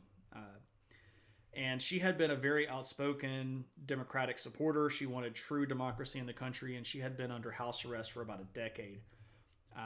And the military agreed to let her out of house arrest. We're kind of sure she's still alive. I think she made an appearance a couple of days ago. I'm not 100% certain, though. I've been kind of out of the loop, but I know enough about this situation that I can give you a pretty good background of it. So Aung San Suu Kyi was allowed to run for parliament. However, in the Constitution, she is barred from holding the position of prime minister. So she's constitutionally banned from holding that position. So they made a new position, which is kind of like prime minister, that she ran for and was elected. And the elections in 2015 were pretty widely scrutinized. They were looked at from a lot of external sources and a lot of external poll watchers and stuff like that. And it did turn out that it did turn to look like the elections were fair. The military, of course, did lose some seats, and her party, Aung San Suu Kyi's party, won a majority of the seats in the legislature. This was a big turning point. And there were a lot of discussions between the United States, Japan, Korea, and Taiwan, and Myanmar. And part of this larger political economic deal was the Trans-Pacific Partnership, which was a big trade deal that the United States had set up right around the end of Obama's policy, or Obama's presidency, that was going to bring a lot of dollars to Southeastern Asia, and it was going to bring a lot of trade opportunities. And the government of Myanmar seemed to be pretty happy about some of these deals. This is also right around the time that the Rohingya situation was starting to get a little bit bubbly. That didn't really completely bubble over until about 2018. But they were starting to show some issues with ethnic violence against the Rohingya people around this period of time, but it wasn't as bad as it got. So President Obama left office in 2016. We elected President Trump. And one of the first things President Trump did was pull out of the Trans-Pacific Partnership and basically cut a lot of ties with effectively all Asian countries. The big tariff stuff that he tried to do with the trade war in China had a limited effect on the U.S. Chinese government, but what it really did was it forced a lot of countries in Asia to reorient their trade agreements. And what ended up happening was that instead of the United States and Japan and Korea and Taiwan being sort of in the driver's seat of these arrangements, China took over. because the United States left this vacuum. And even though Taiwan and Korea and Japan are still sort of allied against the Chinese in this Asian trade agreement that exists right now, they can't really hold their own, right? So the markets of Korea and China and Taiwan, I'm sorry, Korea and Japan and Taiwan are not even half of what China can offer. So the leading power in Myanmar starts to swing back towards the authoritarian, because of course China loves military dictatorships and they love having strong people that are in charge, and they don't like democracy at all. So the situation inside Myanmar became a lot more tense, and Aung San Suu Kyi was pretty clearly being held on a very short leash. When the Rohingya mess got really, really bad in 2018, she went in public and defended the military and said that there was not ethnic cleansing going on, when all signs pointed towards the fact that there was ethnic cleansing going on. And it's pretty widely seen as this was her capitulating to the military because she really didn't have very much of a choice in the matter. And then come the elections last November in 2020. So the people of Myanmar had pretty clearly had their fill of poor democracy. No one's really likes, yeah. As of no one had seen her. Oh, that's unfortunate. So, okay. So in November, there were national elections again. And in that particular election, which was once again scrutinized, there were a lot of poll watchers. There were international groups watching this. I've read a report that seems to indicate that the vote itself and the vote counting was all very well done and very fair. There were a couple of questions about whether or not voting sites were available. There were some voting sites that were closed down, and Aung San Suu Kyi's government said that it was because of COVID restrictions. So there might have been difficulty in voting for about 1.4 million people inside Myanmar. Myanmar's total population is about 54 million. So there might have been trouble with some people getting to the polls, but the people that did vote seem to have voted fairly, and the vote counting seemed to have been done very fair. But what ended up happening was, even though the military felt like they were going to win, they actually lost a lot of seats, and the pro-military party lost a lot of seats, and their overall control of parliament was going to drop down to about 30%, which was the lowest that it had ever been. And so, of course, the military says, oh no, this was a fake election, a rigged election. The government is suppressing our votes. They closed all these polls because they knew these polling sites, because they knew that those people were going to vote for us. Fake election, yada, yada, yada. And they called for another election. They say, well, we need to redo this one. And Suu Kyi said, no, we're not going to redo this one. The election was fair. Everything went fine. You're just mad because you lost. And so the military decided that they were going to take over the country. So in the Constitution of Myanmar, there is a provision that allows the government to be put under military control if there is a state of emergency. So effectively, the military can run the country for a year if it is deemed an emergency. So, of course, the government not allowing them to rerun an election that by all means appears to be mostly fair was an emergency for them because they were not going to get their way. So they declared an emergency, and they kidnapped Aung San Suu Kyi, and according to what Tuna's telling me, no one's seen her, which is very disturbing.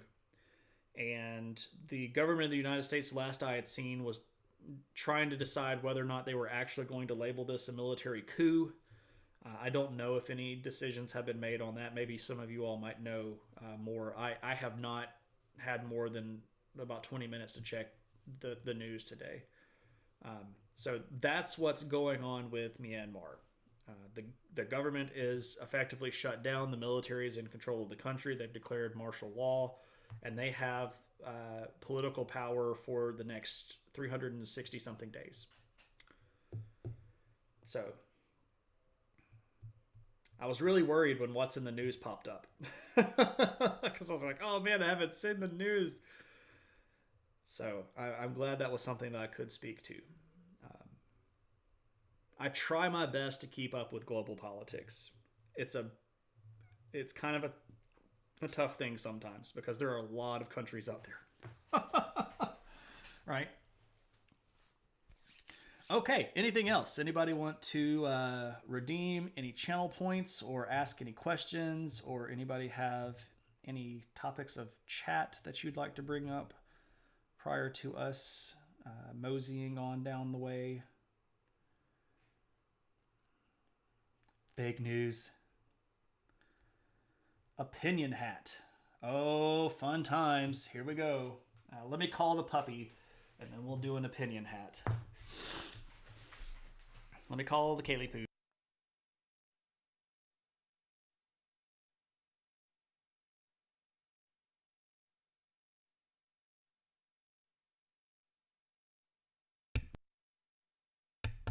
Here comes the puppy. Hello, puppy. Come and see me. Come here. Hey, come here. Oh, yes. They want to see you. Your adoring fan base wants to see the puppy. Hello. Oh, hello, puppy sugars. Oh, my goodness. Oh, so much love. That one went in my nose. Oh, hello. Oh, hello. Hello. Oh, the puppy. Such a good girl. You're such a good girl. Yes. Can we shake? Shake. Oh, that's a good girl. Oh, my goodness. So much puppy sugars. Hello.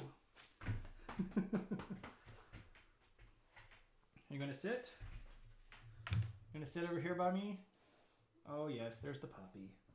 Where are you going? You gonna go under the table? No.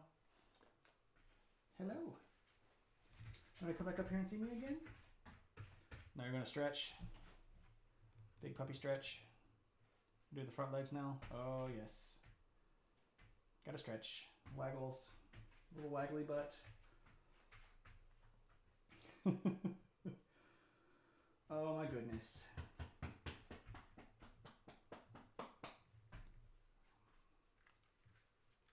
Oh, good gracious. Oh, yes. Okay. There's the puppy. U.S. politics. QAnon and conspiracy theory House member kicked out of her committee roles. Oh, man. I have a problem with that. I don't like anything that woman has said. I shouldn't have called her that woman either. I don't like anything that Marjorie Taylor Greene has said about politics or particular opinions or Jewish space lasers or anything like that. But I do think that kicking her out of committee roles is a very bad move. Okay, so the opinion hat has been summoned. When the opinion hat gets summoned, I put on the opinion hat. And you know that everything that happens until I take the opinion hat off is purely me speculating. This is not factual news stuff. This is just me talking out of my head. So do I think something like that could happen in the United States? I don't know. I would like to think no. I would like to think that the military in the United States is not as powerful as the military in Myanmar. I would like to think that our Constitution is sturdier than the Constitution of Myanmar, and I would like to think that the people in America are more involved in the vote than people in Myanmar are. To put this in perspective, only about 16% of women voted in the last election in Myanmar, which is super low. So they don't participate in their election as much as we do. So ours is a more representative democracy. Ours is also a more pluralist democracy. We are not winner-take-all sort of approach, or, well, I should say we have not in the past been so winner-take-all. Do I think something like this could happen? It's a non-zero chance. I have, after the last 4 years, stopped thinking that things are impossible.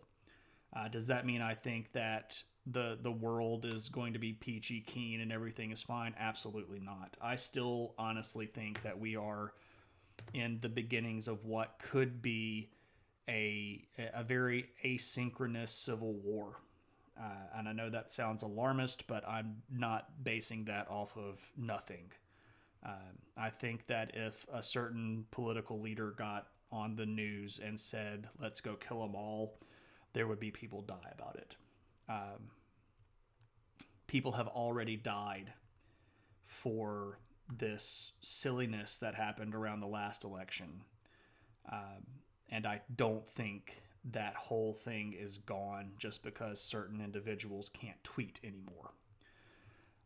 So could it happen? Yes. Are we going to see it happen this presidency? Probably not.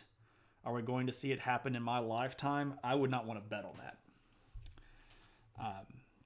I think that... Okay, so here's the thing about math and probability and statistics. If you look at the arc of the United States, we are overdue for an armed conflict that happens inside of our borders. We are overdue for a serious attack that causes multiple deaths from a hostile source. And here I'm not talking about like lone gunman shooter. I'm talking about something that's like planned out. And tensions right now are higher than they have been for a very, very long time. We are so polarized in our country, it freaks me out. And I don't think that we have to be this way. I think that the internet has made us stupid because we have reverted away from society and back to tribalism. And now it doesn't matter which side you're on for a lot of people. If you're on the other side, you're the devil. You know, you're either a lizard person that drinks blood, or you're a Bible thumper that wants to shoot everybody with an M50 machine gun. You know, and there's nothing in between. This false dichotomy stuff is absolutely horrifying to me because we are not that people. The extremists on both sides are a very small percentage. But in today's world, with our level of technology, it doesn't take a lot of people to cause a big difference. You know, and we've already seen people that are plotting to kidnap individuals in power and put them on show trials and then kill them. I'll refer to the fact that there was a gallows present at the Trump rally outside of the Capitol because they were going to hypothetically, or funny, we're going to string up Mike Pence because he's allowing this to happen. There were people that were laughing at that like funny. There were people that thought that was serious too. And that is freaky. I don't think we'll make it through my lifetime without some sort of significant loss of life over political bullcrap. So, yep, there's the opinion. So I know that was a super downer, but that was kind of a heavy question. So I hope it was worth the points. I don't know if it was what you wanted to hear or not, but when do we get the Britney redemption? I don't know. You would have to convince Britney to come on stream, and that's kind of tough to do sometimes. Didn't the military win the election in the USA? No. The party that is sort of anti-military won the election. The puppy is chickenless? Indeed. 11 Republicans joined the vote to kick her out. Well, that's a positive thing, Tuna. Like storming the Capitol. How do I become one of these lizard people? Okay, so the puppy again. Let me see if I can get her back in here.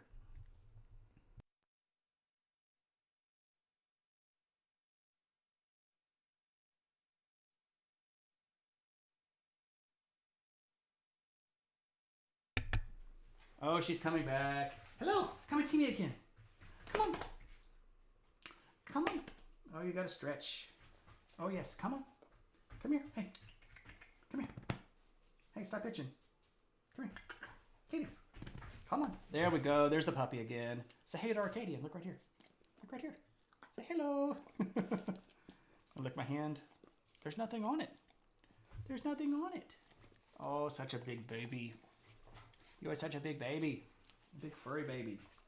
Oh my gosh, you're shedding like crazy. Yes, I'll have to take you outside and comb you out.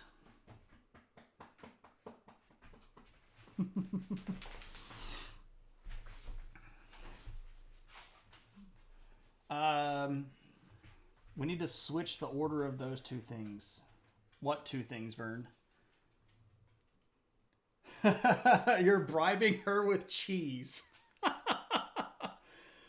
Has there been any Brittany art that you've missed? She's been doing some art, but we haven't been giving it away.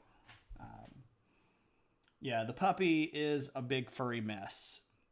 And she's been getting on my nerves a lot lately with her puppiness, but it's been pretty cold and wet, so she hasn't been able to run around outside, and she's got a lot of puppy energy pent up. So when it warms up, we'll have to start taking her out on walks again and letting her burn off some of that steam. But otherwise, it's playing Chase the Puppy, or playing Tug of War, or playing Throw the Toy Up and Let Me Catch It in the Air. The opinion had in the puppy, but we have been repuppied, so it's good. No. Okay, I got you. So you want to get the happy after the sad. All right, to kind of balance everything back out. I'm with you. Okay. I gotcha. All right. So let's see. Who are we going to go see? Where have we not been lately?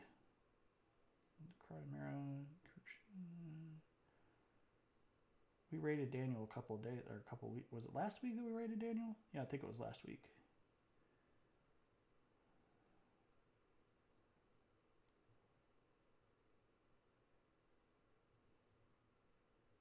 You hope you've been scanning all the stuff that Brittany gives away. Yes, we have.